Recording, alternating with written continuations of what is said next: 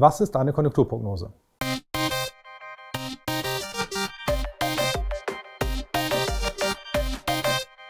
Um Konjunkturprognosen zu verstehen, muss man zunächst erst einmal die Konjunktur verstehen. Die Konjunktur ist die temporäre Schwankung der wirtschaftlichen Aktivität um einen langfristigen Wachstumstrend herum. Temporär sinkt das Wirtschaftswachstum für einige Zeit, dann nennt man das Rezession. Danach steigt das Wirtschaftswachstum wieder an. Das nennt man dann die sogenannte Boomphase. Dieser Wechsel zwischen Senkung der wirtschaftlichen Aktivität und Steigerung der wirtschaftlichen Aktivität, den nennt man Konjunktur. Warum ist es denn so wichtig, dass wir wissen, ob wir in einer Boomphase oder einer Rezession sind? Eine Konjunkturprognose ist nun zunächst erst einmal die detaillierte Analyse der aktuellen wirtschaftlichen Lage. Und anhand dieser detaillierten Analyse kann man dann Überlegungen anstellen, wie sich die wirtschaftliche Aktivität in der Zukunft entwickeln wird.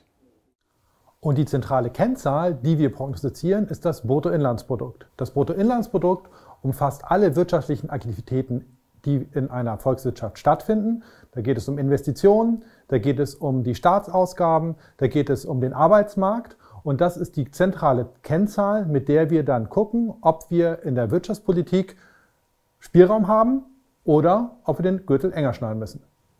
Die Konjunkturprognose ist Grundlage von vielen wirtschaftlichen Entscheidungen.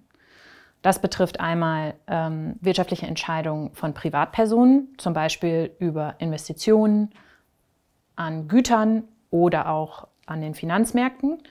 Das betrifft aber auch Entscheidungen über wirtschaftspolitische Maßnahmen. Wirtschaftspolitische Maßnahmen, das bedeutet insbesondere der Staat, ist an den Konjunkturprognosen interessiert.